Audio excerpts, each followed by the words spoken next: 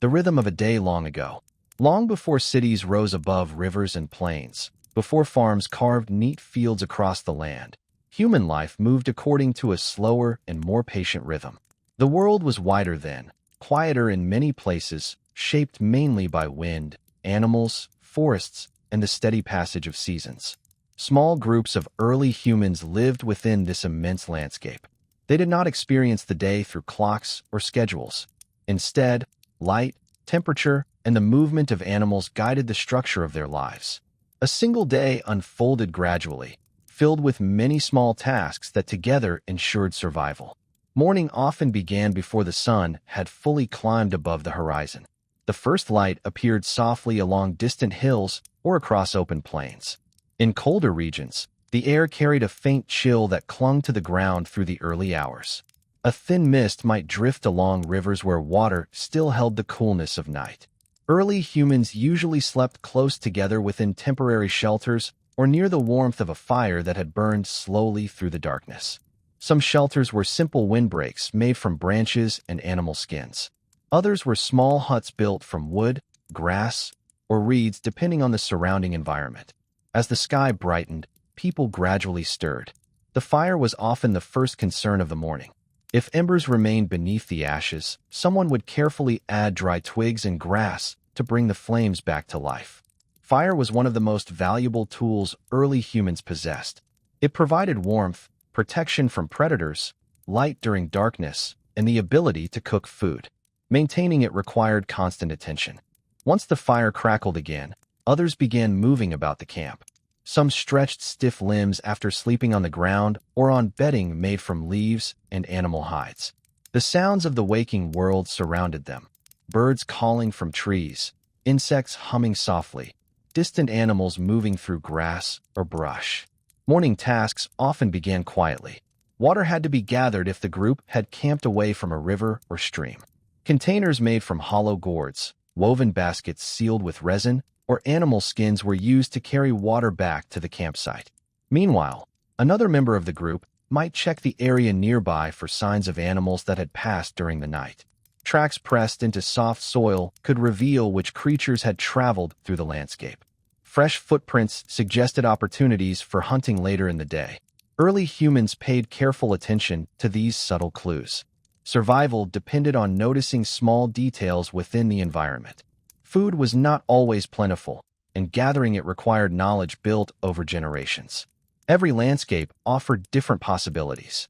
In wooded areas, people searched for nuts, berries, edible roots, and wild fruits that grew beneath the trees. These plants appeared only during certain seasons, so memory played an important role. Individuals learned which locations produced reliable harvests each year. On open grasslands, herds of grazing animals moved constantly across large distances. Hunters studied their patterns carefully, learning the routes animals followed when searching for water or fresh vegetation. Morning was often the best time to begin a hunt. The air remained cool, and animals were still active after feeding during the night. Hunters prepared simple but effective tools before leaving the camp. Spears tipped with sharpened stone points were among the most common weapons. Some groups also used throwing sticks or early forms of spear throwers that increased distance and force. These tools were the result of remarkable skill. Stone toolmaking required patience and practice. By striking one rock against another in precise ways, early humans shaped sharp flakes and edges from materials such as flint, obsidian, or quartzite. These pieces could then be attached to wooden shafts using plant fibers, tree resin, or sinew from animals. The process demanded concentration and experience. While hunters prepared for the day, others focused on gathering plant foods. This work was just as important as hunting. In many environments, plant foods formed the majority of daily calories. Gatherers carried woven baskets or slings made from fibers stripped from plants. As they moved through the landscape, they carefully searched for edible leaves, seeds, mushrooms, and tubers hidden beneath the soil. Knowledge guided their movements. Certain plants looked similar to poisonous species, so identifying them correctly was essential. Over many generations, communities developed a deep understanding of local ecosystems. Children learned these lessons by accompanying adults during daily activities. Education happened naturally through observation. Young members of the group watched how tools were made, how tracks were interpreted, and how plants were collected. No written instructions existed. Instead, knowledge passed quietly from one generation to the next through shared experience. Back at the camp, a few individuals usually remained behind. These might include older members of the group whose knowledge remained valuable even if they no longer traveled long distances. They might repair tools, weave baskets, or prepare hides from animals hunted during previous days. Animal hides required careful treatment to become useful materials. First, any remaining flesh had to be scraped away using stone blades. Then the hide might be stretched across a wooden frame and rubbed with fats or plant substances that softened the fibers. Once treated, hides became clothing, blankets, or coverings for shelters. As the sun climbed higher, activity across the landscape increased. Hunters moved quietly through tall grass or along forest edges, scanning the distance for movement. They communicated through subtle gestures, avoiding loud sounds that might alert animals. If a herd appeared within reach, patience became essential. Hunters studied the wind direction to avoid carrying their scent toward the animals. Sometimes they waited for long periods before attempting to approach. Other times they worked together to guide animals toward natural barriers such as cliffs, narrow valleys, or rivers where escape became difficult. A successful hunt did not happen every day. Often, hunters returned with nothing more than observations about where animals had traveled. Yet, even unsuccessful hunts provided valuable information that helped future efforts. Meanwhile, gatherers continued moving steadily through forests or meadows. Baskets slowly filled with berries, seeds, or roots dug carefully from the soil using wooden sticks. These activities required endurance rather than speed. Gathering often involved many hours of walking and searching. Along the way, people noticed countless details within their surroundings. Bird nests hidden among branches, animal burrows beneath shrubs, fresh tracks along muddy riverbanks. Each observation added to the mental map individuals carried within their minds. By midday, the sun stood high in the sky. The heat of the day sometimes slowed activity, especially in warmer regions. Hunters and gatherers might pause beneath shade trees or beside streams to drink water and rest briefly. Food gathered earlier could be eaten during these breaks. Fresh berries, nuts, or edible leaves provided energy to continue the day's work. Meat from previous hunts might also be carried along, preserved through drying or smoking over fire. Even these quiet moments were rarely idle. Tools were adjusted, damaged points repaired, or new stone flakes shaped while resting. Early humans constantly maintained their equipment because reliable tools made survival easier.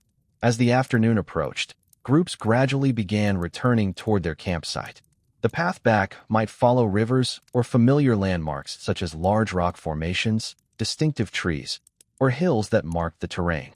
Navigation depended entirely on memory and observation of natural features. When everyone gathered again near the campfire, the results of the day became clear. Some days brought plentiful food. On others, supplies remained modest. Regardless of the outcome, resources were usually shared among the group. Cooperation formed the foundation of survival within small communities.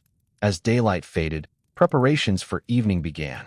But the story of what early humans did throughout the day was only halfway complete. Because when the sun disappeared beyond the horizon, another set of quiet activities would shape the final hours before sleep returned to the camp. The long afternoon. By the time the sun reached its highest point, the landscape had changed its character. Morning coolness had faded, replaced by warmth that settled over plains, forests, and river valleys.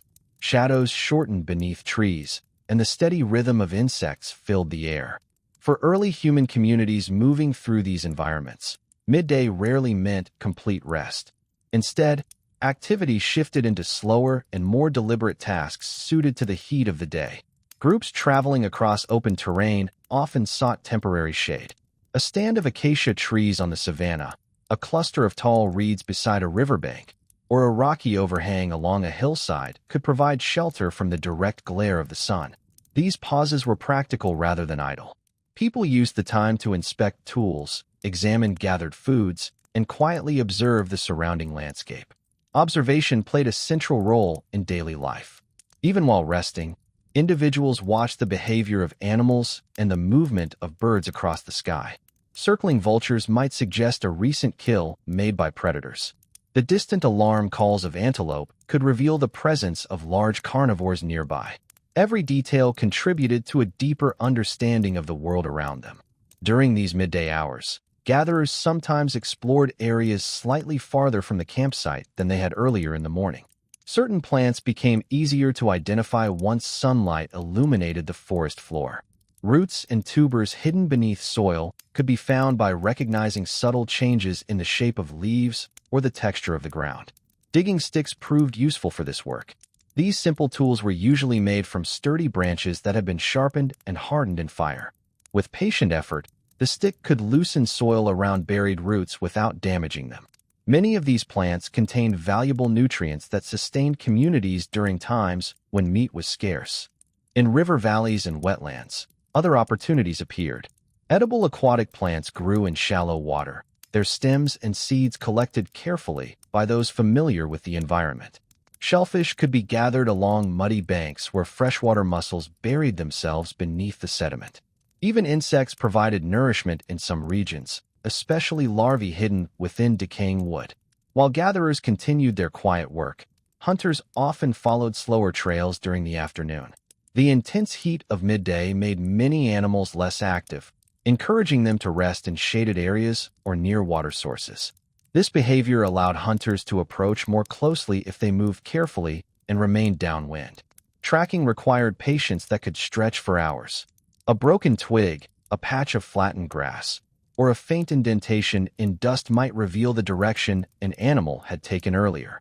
Experienced trackers interpreted these signs almost as if they were reading a story written across the ground.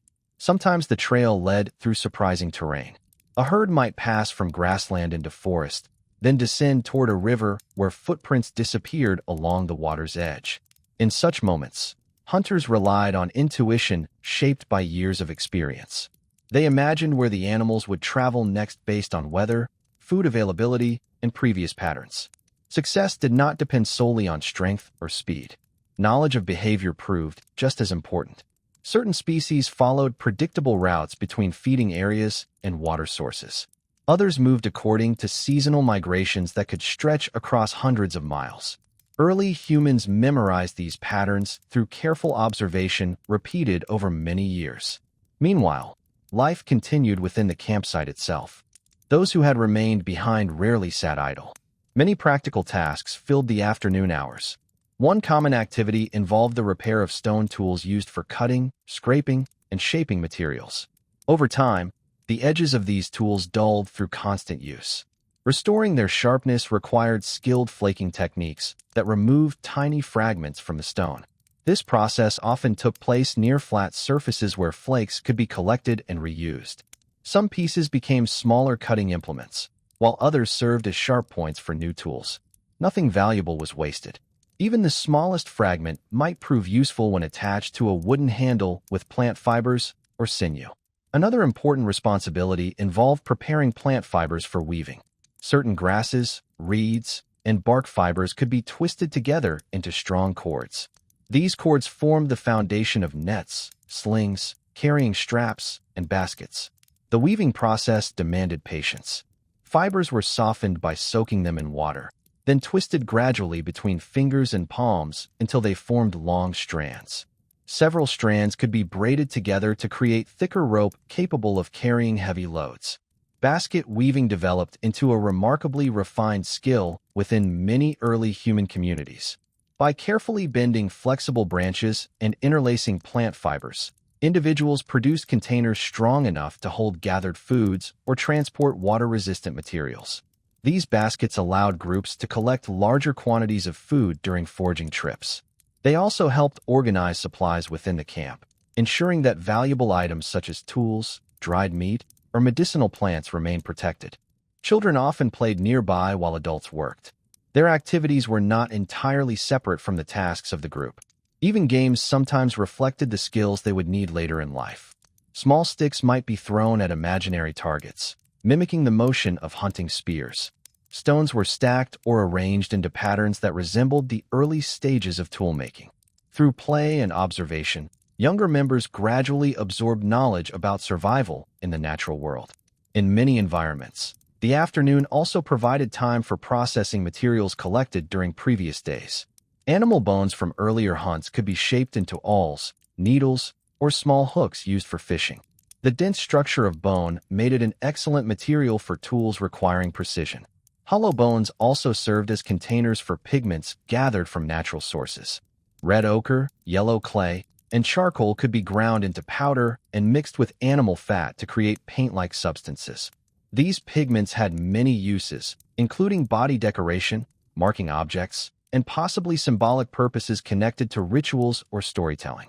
Nearby rivers and lakes provided another valuable resource: fish. Fishing methods varied depending on the environment. In shallow streams, individuals sometimes used woven traps placed along narrow channels where fish were forced to swim through small openings. In deeper water, sharpened spears allowed quick strikes when fish approached the surface. Some communities constructed simple barriers using branches and stones, directing fish toward areas where they could be easily captured. These techniques demonstrated a careful understanding of water currents and fish behavior. As the afternoon slowly advanced toward evening, the entire landscape seemed to soften. Birdsong changed as different species became active. The angle of sunlight lengthened shadows across the ground, bringing relief from the earlier heat. Breezes often returned as the air cooled, carrying the scent of distant vegetation or water. Hunters began making their way back toward camp, whether they had succeeded or not. Their return paths often followed familiar landmarks: a fallen tree shaped like a fork, a ridge that curved toward the horizon, or a river bend marked by tall reeds. Gatherers also turned back with baskets filled according to the fortunes of the day. Some carried bundles of firewood collected along the way. Dry branches remained essential for maintaining the campfire through the night. Approaching the campsite, the sounds of daily activity grew clearer.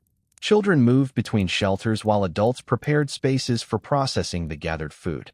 The fire was stirred once more, fresh wood added to create steady flames suitable for cooking.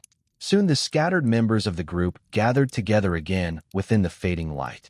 The results of the day's labor, roots, berries, fish, or perhaps meat from a successful hunt, were placed near the fire where the evening meal would slowly take shape. But the story of an early human day did not end with the gathering of food. Because once darkness began spreading across the land, another chapter of quiet activity unfolded beneath the glow of firelight. Firelight and the quiet work of evening. As daylight slowly withdrew from the land, the atmosphere surrounding the campsite began to change. The golden tones of late afternoon deepened into soft amber and then into dim blue shadows that spread across the ground.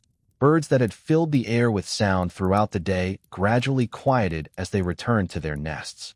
Insects replaced them, their steady rhythm rising from grasses and trees as darkness approached. For early human communities, evening marked neither the end of activity nor the beginning of sleep. Instead, it opened a quieter period of work, reflection, and social connection centered around the glow of firelight. The fire had already been revived as members of the group returned from their journeys across the landscape. Dry branches gathered earlier were placed carefully onto the coals, producing steady flames that pushed back the growing darkness. Smoke drifted upward, carrying the scent of burning wood through the still air. Nearby, gathered foods were sorted and prepared. Roots and tubers dug from the soil during the afternoon required cleaning before they could be cooked. Soil clinging to their surfaces was brushed away using hands or small bundles of grass. Some roots were sliced with stone blades, exposing pale interiors that softened once heated. Berries collected in woven baskets were examined carefully. Soft fruits that had been crushed during travel were separated from those that remained intact. Seeds and nuts were cracked open using smooth stones, revealing edible kernels hidden within hard shells. Fish caught earlier in nearby streams or lakes were cleaned beside the fire. Stone knives opened the bodies with precise cuts, removing organs and scales. Once prepared, the fish could be roasted directly over the flames or placed on flat stones warmed by the fire's heat. When a hunt had been successful, the evening work expanded considerably. Large animals brought back to camp required careful processing so that none of the valuable resources were wasted. Thick hides were removed using sharp flakes of stone. Meat was cut into manageable portions, some intended for immediate cooking while other pieces were prepared for preservation. Drying meat became an important method of storing food for later days. Thin strips were hung on wooden frames near the fire where gentle warmth and smoke slowly removed moisture. This process could take many hours, sometimes continuing through the night, but it allowed communities to carry food during long journeys. Bones were also kept for future use. Strong leg bones contained marrow rich in nutrients. Once the meat had been removed, these bones could be cracked open using heavy stones, revealing the soft substance inside. Other bones were saved for tools. Their dense structure made them useful for shaping needles, awls, and points used in many daily tasks. As these activities unfolded, the campsite gradually filled with the warm glow of firelight. Flames reflected on nearby surfaces, the polished edge of a stone blade, the smooth curve of a bone tool, the woven patterns of baskets resting beside the ground. Shadows flickered across shelters made from branches and hides, shifting gently with every movement of the fire. The evening meal slowly took form. Roots roasted in the ashes softened and released earthy aromas. Meat cooked over the flames, its surface darkening as fat dripped into the fire below. Fish placed on hot stones crackled softly as their flesh became firm. Food was shared among members of the group, often distributed in ways shaped by long-standing customs. Those who had hunted or gathered might receive particular portions, yet cooperation ensured that everyone benefited from the day's efforts. Eating rarely happened in silence. Although early human communication did not resemble the structured languages of later societies, gestures, expressions, and simple sounds carried meaning. These signals allowed individuals to share observations from the day's journeys, the location of a herd spotted in distant grasslands, the discovery of a patch of edible plants near a stream, or signs of predators moving through nearby terrain. Information spread gradually through these exchanges, shaping plans for the following day. Even after the meal ended, the evening remained active. Some individuals continued working with tools illuminated by the fire's glow. Stone knapping, the process of shaping sharp edges from rock, often took place during these hours. The quiet tapping of stone against stone produced small flakes that scattered across the ground. Each strike required careful control. A misplaced blow could shatter the entire piece, wasting valuable material. Skilled toolmakers developed a sense of rhythm through long practice, guiding each movement with precision. Nearby, others prepared hides collected during previous hunts. The surface of a fresh hide contained layers of tissue that had to be removed before the material could become flexible. Using scrapers fashioned from stone, individuals worked steadily across the skin, cleaning it with repeated strokes. Once the surface was smooth, the hide might be stretched between wooden stakes placed in the ground. As it dried, fats or plant extracts could be rubbed into the fibers to soften them, preventing the material from becoming brittle. This process transformed raw animal skin into useful clothing or coverings for shelters. Clothing itself varied widely depending on the environment. In colder regions, multiple layers of hide provided insulation against freezing temperatures. In warmer climates, lighter coverings made from plant fibers or thin skins protected the body from sun and insects. Many garments were secured using bone needles and sinew thread. Creating these tools required remarkable patience. Bone fragments were shaped carefully into slender forms with pointed ends, then polished until smooth enough to pass through hide without tearing it. These evening hours also offered opportunities for creating objects that held meaning beyond immediate survival. Pieces of bone or stone might be carved into simple shapes. Shells collected from distant shores could be pierced and strung together into ornaments. Pigments ground earlier in the day were sometimes applied to objects or even to the skin. Such decorations may have carried symbolic significance within early human groups. Patterns painted across the body or carved into tools might represent group identity, personal achievements, or connections to the surrounding environment. In some locations, evidence of artistic expression extended even further. Caves provided sheltered spaces where individuals occasionally created images on stone walls using pigments mixed with animal fat or water.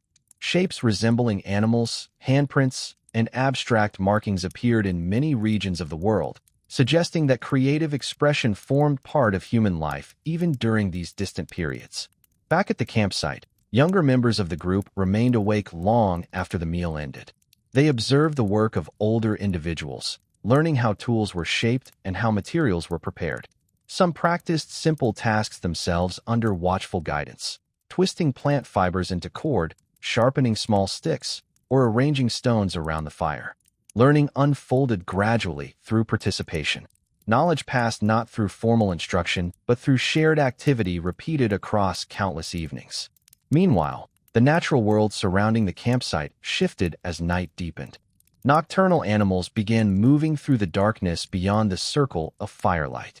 The distant call of an owl echoed through forested valleys. Small mammals rustled through fallen leaves while searching for food. Fire served as protection against many of these creatures. Its light and smoke discouraged predators from approaching too closely.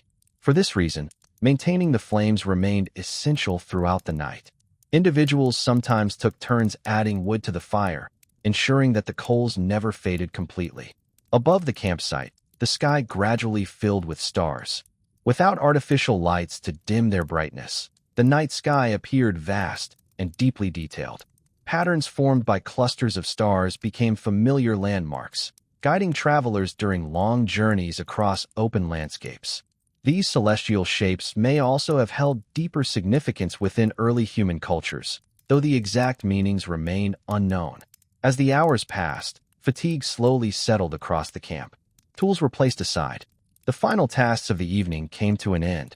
One by one, individuals prepared places to sleep, often near the warmth of the fire. Some rested on bedding made from grasses or leaves gathered earlier in the day. Others wrapped themselves in animal hides that provided comfort against the cooling air. The fire continued to glow quietly as the group drifted into sleep. Yet even during the stillness of night, the world beyond the camp remained alive with movement, setting the stage for another dawn and another day shaped by the patient rhythm of early human life. The quiet world before dawn. Long before the first light appeared along the horizon, the landscape surrounding the campsite remained suspended in a calm and watchful darkness.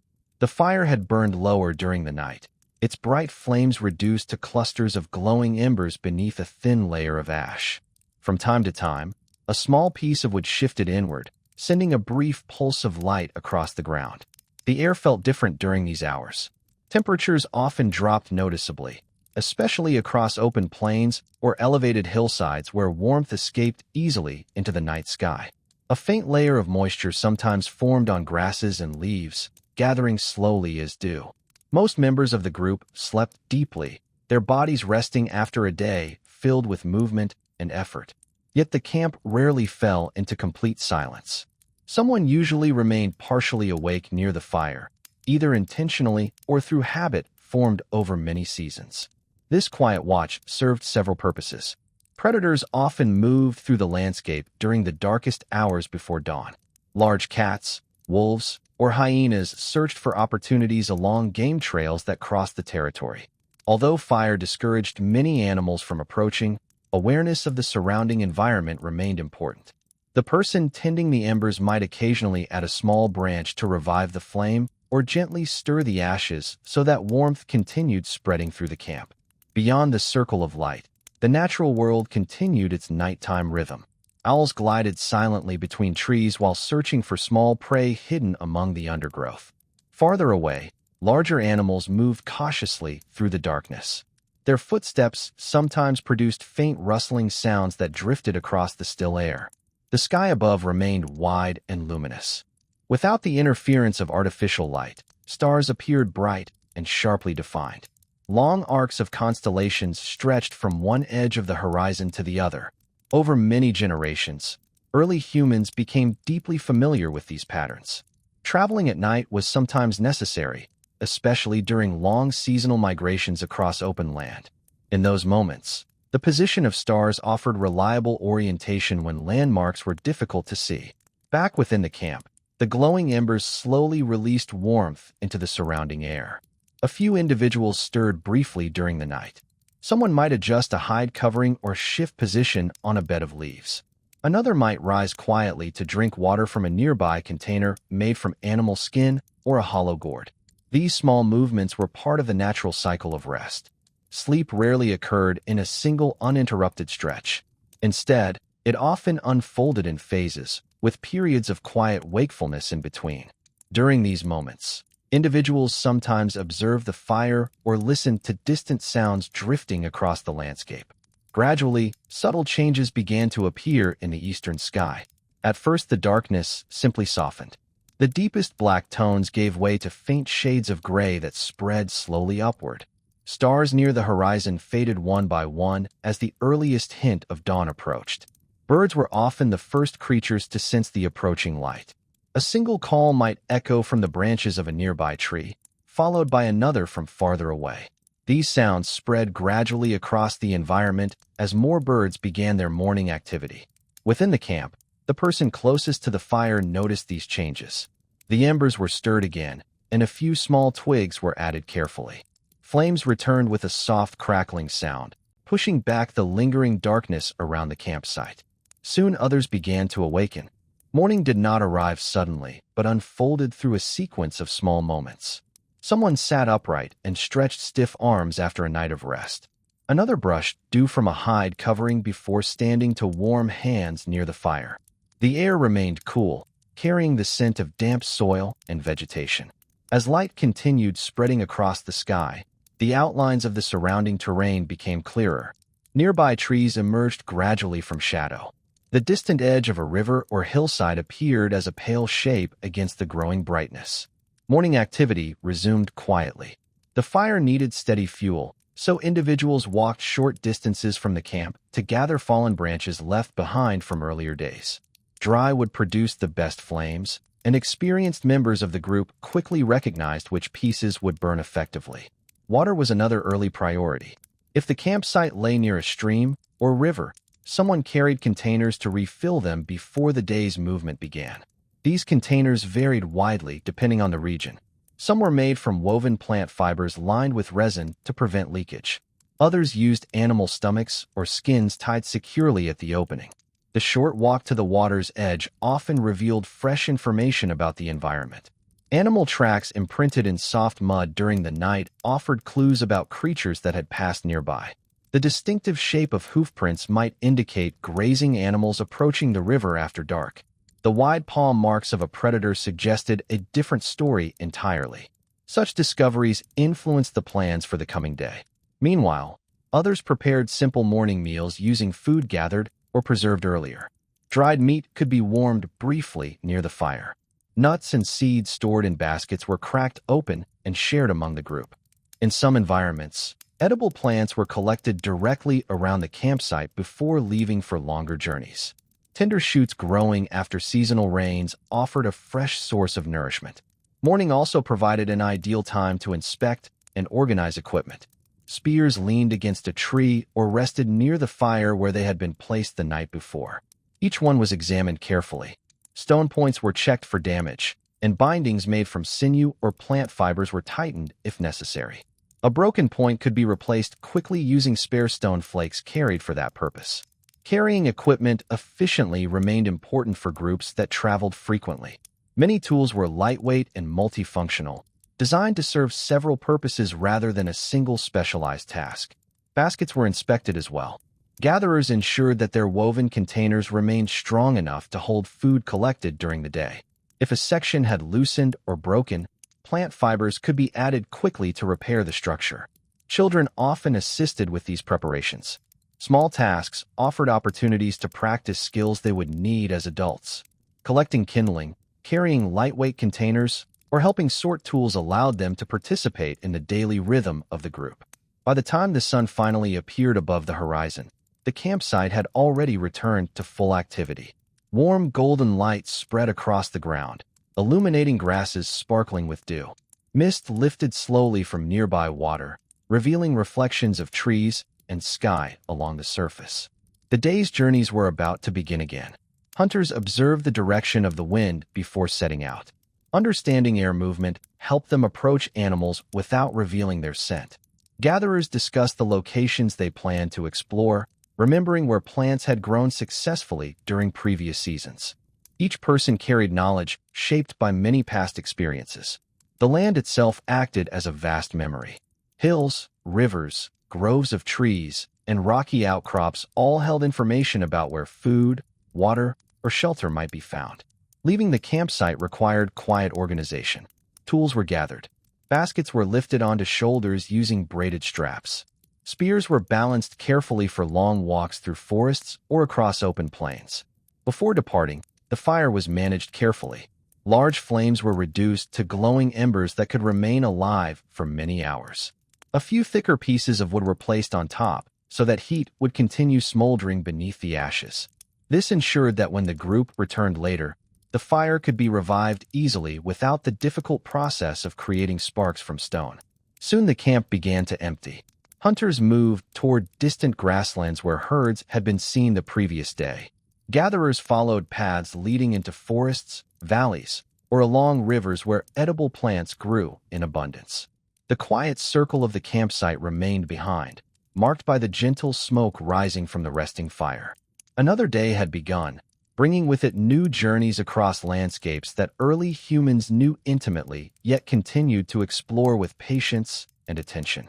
Beyond the hills and forests waiting ahead, countless small discoveries would once again shape the rhythm of their lives. Moving through the land. Once the camp gradually emptied and the morning light strengthened across the landscape, small groups began spreading outward in several directions. Their movements were rarely random. Paths developed through memory rather than through visible trails, shaped by years of observation and seasonal experience. The land surrounding them was not an unfamiliar wilderness, but a living map filled with meaning. Each hill, stream, grove of trees, or open meadow carried practical significance. Certain places offered reliable water even during dry months. Other areas produced wild fruits only during brief periods of the year. Rocky outcrops provided shelter during sudden storms. Early humans moved through this environment with a quiet awareness of these details. Gatherers often followed routes that wound gently along riverbanks or across forest edges. Rivers acted as natural guides. Their steady flow offered drinking water and attracted animals, birds, and fish. Plants growing near water also tended to be more abundant and diverse than those found in drier areas. Along the banks, tall grasses rustled softly in the morning breeze. Small birds darted between reeds while insects hovered above the surface of slow-moving pools. The ground here often felt softer beneath bare feet or simple footwear made from animal hide. Certain plants growing near rivers held special value. Wild grains sometimes appeared in open patches of soil where seasonal flooding had left behind nutrient-rich sediment. Individuals carefully cut these grasses using sharp stone flakes, collecting the seeds inside baskets for later use. These early grains were not yet cultivated crops, but their presence offered a dependable food source when gathered in sufficient quantities. Farther from the water, wooded regions provided a different collection of resources. Trees produced nuts encased in thick shells that required effort to open. Fallen logs created shelter for insects and small animals hiding beneath the bark. Mushrooms grew in shaded areas where moisture remained trapped beneath layers of leaves. Identifying edible varieties demanded careful attention. Experience guided these decisions. Certain colors, shapes, or smells signaled which mushrooms were safe to eat and which could cause illness. Knowledge of these differences formed part of the shared wisdom within each community. While gatherers moved slowly through vegetation, hunters often traveled greater distances across open ground. Grasslands stretched widely in some regions, dotted with scattered trees that offered occasional shade. These environments supported large herds of grazing animals whose migrations shaped the daily strategies of human groups. Tracking across grassland required a different set of skills. Unlike forests where broken branches or disturbed leaves revealed recent movement, open plains demanded attention to subtle patterns in the grass itself. A narrow line of bent stems could indicate where animals had passed earlier. Slight depressions in soil revealed the weight of hooves pressing into the ground. Wind played a constant role in these environments. A shifting breeze could carry human scent across surprising distances. Hunters often paused frequently to test the air, adjusting their approach based on its direction. A sudden change might require circling widely to remain undetected. The journey toward a herd could take hours. During that time, the hunters studied not only the animals but the terrain itself. Valleys, rocky slopes, and riverbanks all influenced how a hunt might unfold. A narrow ravine could limit escape routes. A steep hill might slow running animals long enough for a well-timed spear throw. Such decisions were made quietly through observation and shared understanding. While hunting demanded patience and coordination, other members of the community focused on gathering resources that supported everyday life beyond food. In certain landscapes, stones suitable for toolmaking appeared only in specific locations. These deposits often became important destinations during seasonal travel. Groups visited them regularly to replenish supplies of sharp-edged rock used for blades and spear points. The process of selecting stone required careful inspection. Not every rock fractured in a predictable way. Flint, obsidian, and certain forms of chert were valued because they produced thin, sharp flakes when struck correctly. These materials sometimes occurred naturally along riverbeds or within exposed cliff faces.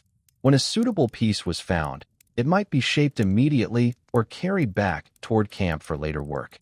Obsidian, a dark volcanic glass, proved especially useful where it was available. Its edges could become extraordinarily sharp, capable of cutting through hide and plant fibers with ease. However, its brittleness meant that tools made from it required cautious handling. In regions without access to such materials, early humans adapted by using whatever resources were present. Quartzite, basalt, and other stones served similar purposes even if they required different shaping techniques. Flexibility and experimentation allowed communities to adjust their tool-making traditions to the landscapes they inhabited. Beyond gathering stone, early humans also collected materials used for building and maintaining shelters. Flexible branches from young trees could be bent into curved frames that supported coverings made from hide or woven vegetation. Reeds gathered from wetlands were dried and bundled together to create thatched roofs capable of shedding rain. In colder climates, thicker branches formed stronger frameworks for windbreaks that shielded camps from harsh weather. These structures were rarely permanent. Most early human groups moved frequently, following the seasonal availability of food and water. Their shelters were therefore designed for quick assembly and easy abandonment when the time came to travel again. Despite their temporary nature, these campsites often showed clear organization. Areas for cooking, toolmaking, and sleeping were arranged thoughtfully to make daily activities easier. Fires were placed where smoke would drift away from shelters while still providing warmth and light. Children moving between these spaces gradually absorbed the patterns shaping camp life. Their curiosity led them to observe every process unfolding around them. One moment might involve watching an adult sharpen a stone blade with careful taps.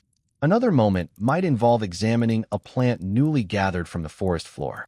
Through these experiences, knowledge continued passing quietly from one generation to the next. Meanwhile, the wider landscape remained alive with activity. Animals grazed along distant ridges while birds circled high above the plains.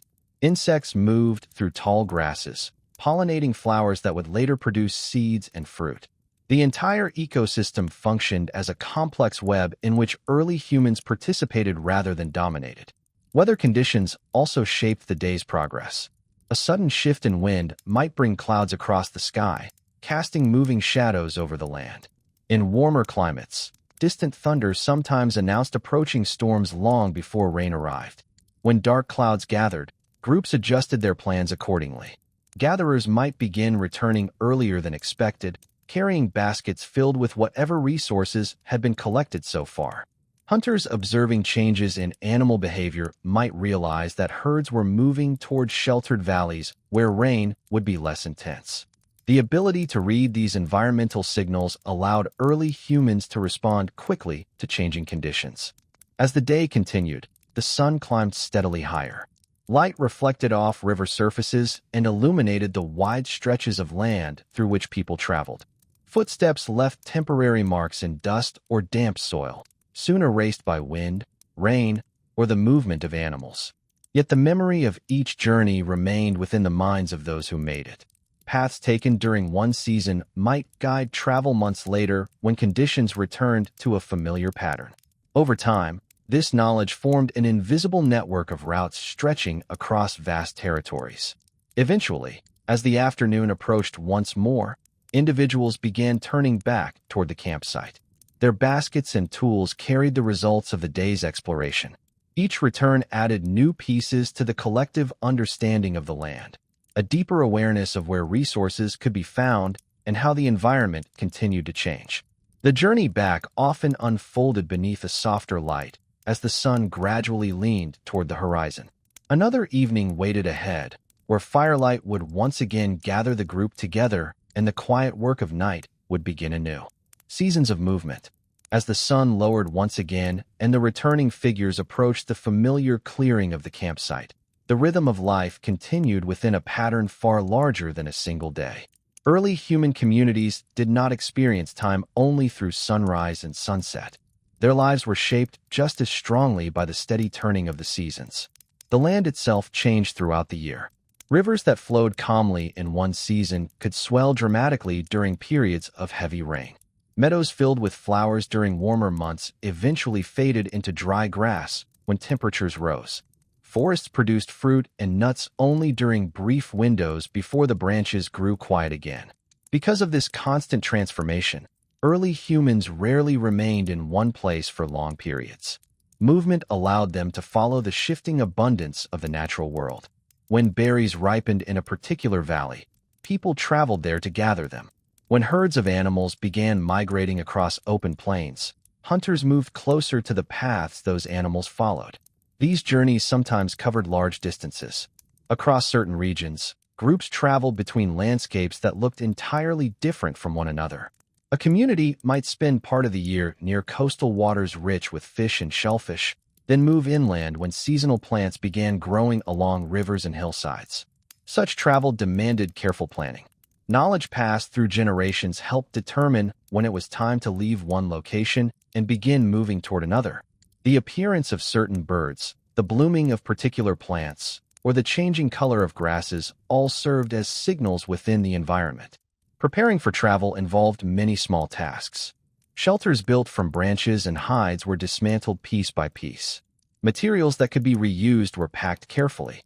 Wooden poles supporting the structure might be carried if suitable replacements were scarce in the next destination. Baskets were filled with preserved food to sustain the group during the journey. Dried meat, nuts, and seeds provided nourishment when fresh resources were not immediately available. Containers made from animal skin stored water when rivers or streams lay far apart along the travel route. Once everything was prepared, the group set out across the landscape. Walking remained the primary method of movement. Some individuals carried heavy bundles using slings of woven fiber that rested across the shoulders. Others balanced baskets against their backs or hips. Children walked alongside adults, sometimes riding briefly on the backs of older family members when the terrain became difficult. The pace of travel was steady but not hurried. Stopping frequently allowed people to observe their surroundings and search for useful materials along the way. A fallen tree might provide dry wood suitable for tool handles. A patch of edible plants growing beside the path offered a chance to gather additional food. Even during long journeys, early humans rarely passed through the land without interacting with it.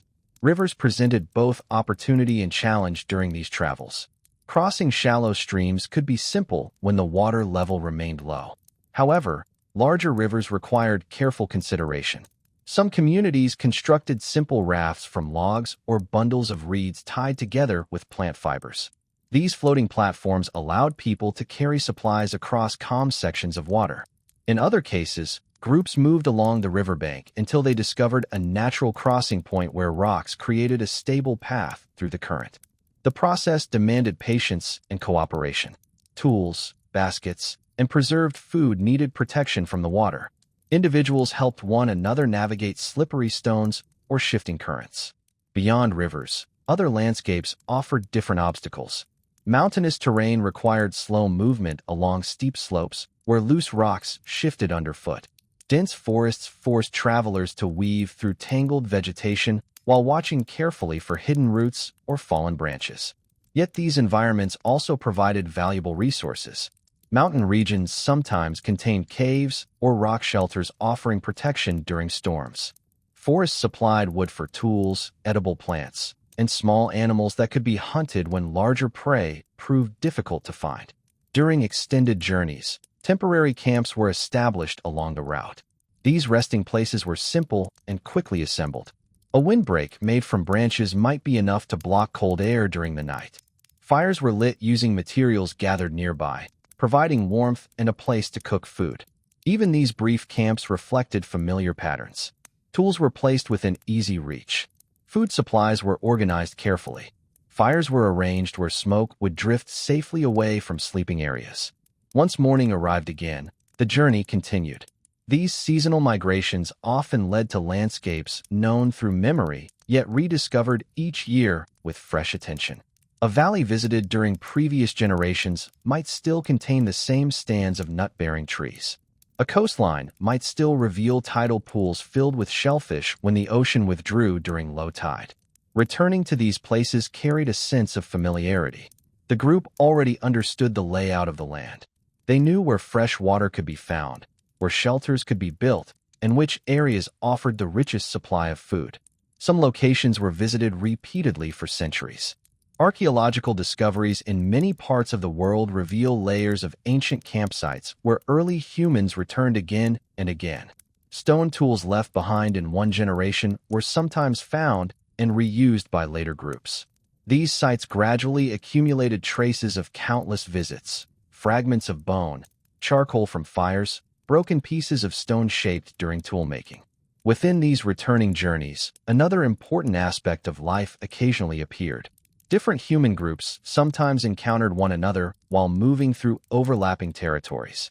These meetings could happen near rivers, along migration routes, or at locations where valuable resources were found.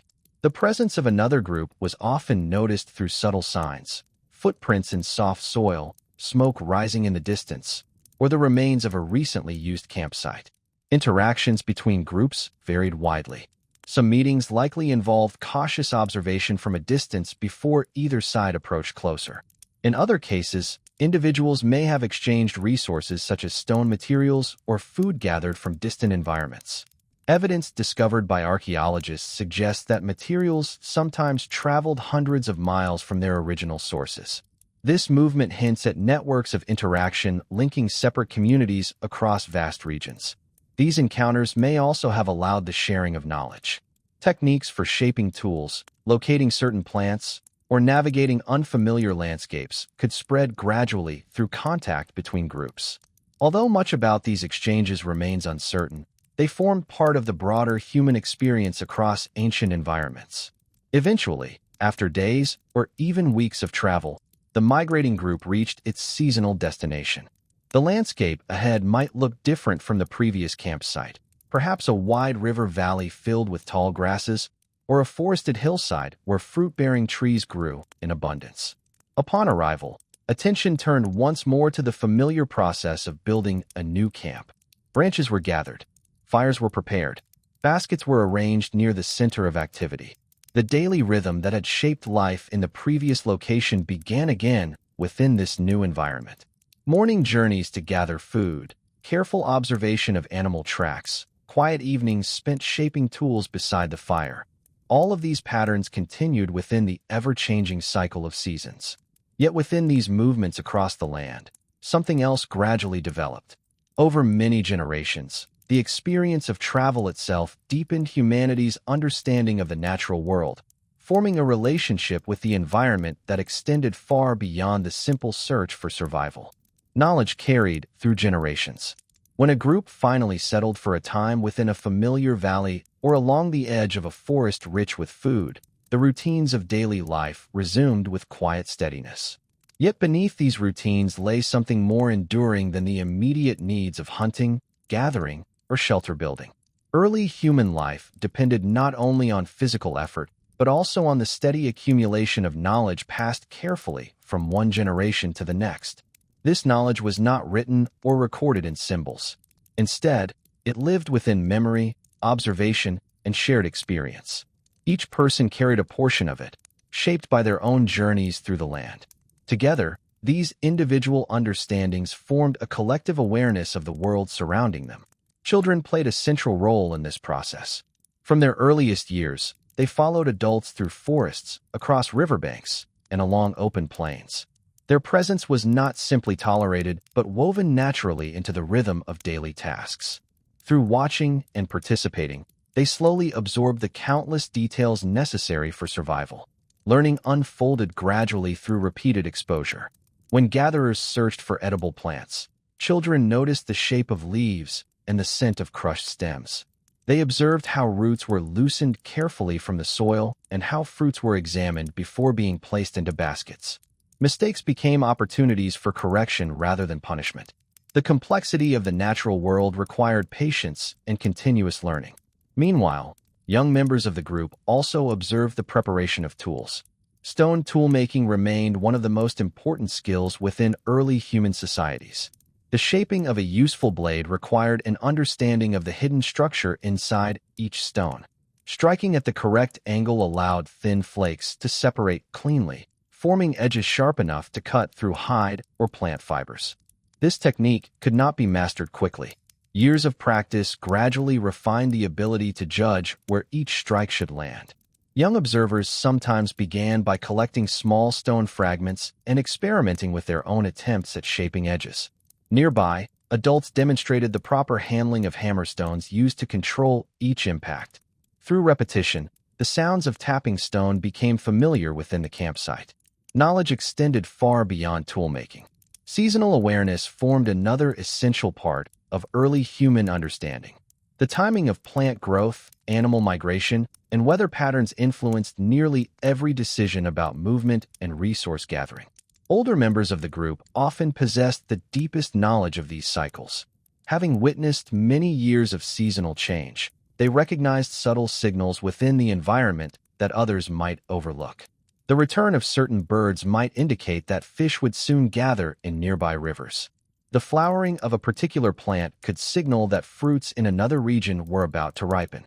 Such observations guided decisions about when to travel and where to search for food. Even small changes in temperature or wind direction might carry meaning. Experienced individuals learned to read these signals through long familiarity with the land. Within the camp itself, evenings often became moments when this knowledge quietly circulated among the group. While tools were repaired or baskets woven near the fire, stories of past journeys and discoveries sometimes unfolded through gestures, expressions, and shared memory. These recollections preserved valuable information about distant landscapes, hidden water sources, and locations where food had once been abundant. Although the exact form of these exchanges remains unknown, archaeological evidence suggests that early humans possessed rich traditions of cultural transmission. Artifacts found across distant regions reveal striking similarities in tool design, suggesting that techniques spread gradually between communities. Decorative objects carved from bone or stone also appear in many areas, indicating that creativity and symbolism formed part of daily life. Artistic expression sometimes extended beyond portable objects. Caves and rock shelters provided surfaces where images were created using pigments derived from minerals and charcoal. Shapes resembling animals, human figures, and abstract patterns appear in these ancient artworks. The creation of such images required preparation and skill. Pigments were ground carefully into fine powder and mixed with animal fat or plant oils to produce paint. Brushes made from animal hair or plant fibers allowed precise application to stone surfaces. These activities suggest that early human communities engaged in forms of expression that reached beyond immediate survival needs. Some locations show evidence of repeated visits over many generations. Within these places, layers of charcoal and tool fragments accumulate gradually beneath the soil. Each layer represents a moment when people gathered there to share food, shape tools, or rest during long journeys across the landscape. Returning to these sites may have strengthened connections between past and present. Familiar landmarks within the terrain also carried deep meaning. A tall rock formation rising above the plains, a large tree beside a river bend, or a cave hidden within a hillside could become a point of orientation remembered by many generations. These landmarks help travelers navigate wide territories without written maps. The mental maps carried within human memory were remarkably detailed. Paths between important locations were recalled through experience, and shared repeatedly within the group. Over time, entire networks of routes connected seasonal camps, water sources, and gathering areas across vast landscapes. Such knowledge allowed communities to move confidently through environments that might appear overwhelming to an unfamiliar traveler. Beyond practical survival, early human societies also developed strong bonds within their social groups. Cooperation formed the foundation of daily life. Food gathered or hunted during the day was commonly shared among the community. Individuals relied on one another for protection, support during illness, and assistance in raising children. This shared responsibility strengthened relationships within the group. Care for injured or elderly members appears in archaeological evidence as well. Skeletal remains show individuals who survived serious injuries or physical limitations that would have made solitary survival impossible. Such findings suggest that compassion and cooperation played meaningful roles within early human communities. Communication also continued evolving. Although the exact structure of early languages remains unknown, humans gradually developed more complex systems of sound and gesture to convey ideas. These systems allowed the sharing of increasingly detailed information about the environment and social life. Through communication, knowledge became easier to preserve across generations. During daily tasks such as hunting or gathering, subtle signals allowed coordination between individuals. A raised hand, a shift in posture, or a quiet sound could guide group movement without disturbing nearby animals. These forms of communication strengthened collaboration during difficult activities. Over many thousands of years, the gradual expansion of human populations led communities to explore new territories far beyond their ancestral homelands. Groups crossed deserts, climbed mountain ranges, and followed coastlines that stretched across enormous distances. Each new environment presented unfamiliar challenges, but also fresh opportunities for discovery. Within these expanding journeys, knowledge continued to grow. New plant species were identified as food sources. Different animals were studied and hunted using adapted techniques. Innovative tools emerged to suit the materials available in each region. The human relationship with the natural world became increasingly complex. Yet despite these changes, the rhythm of daily life remained grounded in the same essential pattern that had shaped existence for countless generations. Morning light signaled the beginning of activity. The land offered resources to those who observed it carefully. Evening firelight gathered communities together once again. Within this steady cycle, early humans continued learning from the landscapes around them and from one another, building a deep understanding of the world that would guide humanity through the ages that followed. Soon, however, new developments would begin slowly altering the familiar rhythm that had guided human life for so long. The slow turning toward a new way of life. Across thousands of years, the rhythm of early human life continued repeating through countless landscapes. Camps rose and disappeared beside rivers, along coastlines, and beneath the shelter of hills. Generations were born, grew into adulthood, and eventually passed their knowledge to those who followed. Yet the natural world itself never remained completely unchanged. Gradual shifts in climate slowly transformed the environments through which human communities moved. Glaciers that once stretched across vast northern regions began to retreat as temperatures warmed. Rivers altered their courses as melting ice fed new waterways. Forests expanded into areas that had previously been cold, open plains. These changes influenced the availability of animals and plants that people depended upon. Large herds of grazing animals that once roamed widely across colder grasslands began altering their migration routes as vegetation patterns shifted. Some species gradually disappeared from regions where they had once been abundant. In their place, smaller animals adapted to warmer climates became more common. Early humans responded to these transformations with the same careful observation that had guided their lives for generations. Instead of relying primarily on massive herds moving across the plains, hunters increasingly pursued a wider range of animals. Deer, wild goats, boar, and smaller mammals became important sources of meat in many areas. Hunting techniques adapted accordingly. Large cooperative hunts designed to surround enormous herds gradually gave way to quieter tracking methods suited for animals that traveled alone or in smaller groups. Hunters moved through forests with patience, studying faint tracks beneath fallen leaves or soft soil. Spears remained valuable tools, but new technologies also appeared. One important development involved the creation of spear-throwing devices that extended the reach of the hunter's arm. These tools allowed projectiles to travel farther and strike with greater force, increasing the chances of a successful hunt from a safer distance. Stone tools themselves continued evolving. Earlier heavy hand tools gradually gave way to smaller, more specialized blades crafted from carefully shaped flakes. These lighter tools proved easier to carry during long journeys and allowed more precise work when preparing food, shaping wood, or cutting plant fibers. Meanwhile, gathering activities also expanded in complexity.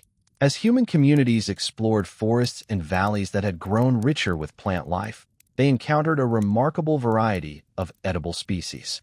Seeds, grains, fruits, and tubers appeared across many regions in predictable seasonal cycles.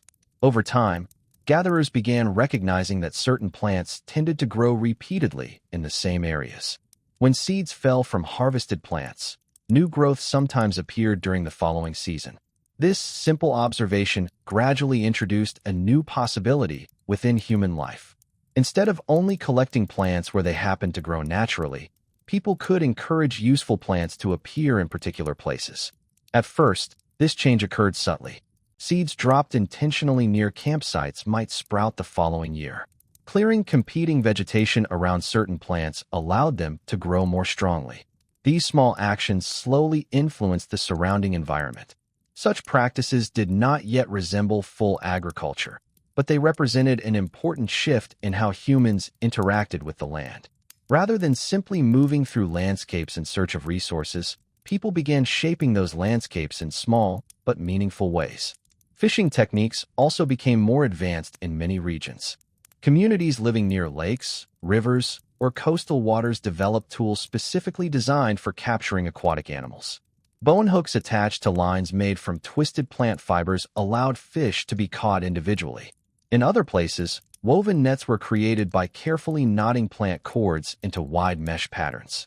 These nets could trap multiple fish at once when placed in areas where water currents carried them along narrow channels. Shellfish gathering expanded along coastal regions as well. During low tides, rocky shorelines revealed pools filled with clams, oysters, and other marine life. These resources required little equipment to collect and provided reliable nourishment throughout much of the year. As access to such resources became better understood, some communities began returning to certain coastal sites more frequently. These repeated visits gradually produced camps that remained occupied for longer periods of time than earlier temporary settlements. Evidence of these longer stays appears in archaeological discoveries. Large accumulations of shells, bones, and tool fragments sometimes form layered mounds near ancient campsites. Each layer represents meals shared and activities performed across many seasons. These sites reveal how daily routines slowly adapted to new opportunities presented by changing environments. Another transformation involved the development of storage techniques. In earlier times, food was typically consumed shortly after it was gathered or hunted. However, as people discovered ways to preserve resources more effectively, storing food for later use became increasingly possible. Drying meat and fish remained one of the most common methods. Grains and seeds, once collected, could also be stored inside tightly woven baskets or containers made from clay-like earth hardened by fire. These containers protected valuable food supplies from insects and moisture. With reliable storage available, communities gained greater flexibility in their daily activities. Food gathered during times of abundance could support the group during periods when resources were more difficult to find. This gradual security allowed people to remain in one location for longer stretches. Settlements still shifted according to seasonal needs, but some places began serving as recurring centers where groups returned year after year. These locations often offered several advantages at once. Reliable water sources flowed nearby. Diverse plant life provided food throughout different seasons. Animals passed through the region during predictable migrations.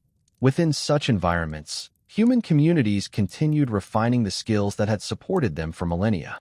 Stone tool production became increasingly precise. Bone and antler materials were shaped into specialized tools designed for sewing, fishing, or carving wood. Artistic expression also continued developing. Small carvings representing animals or human figures appeared in certain regions.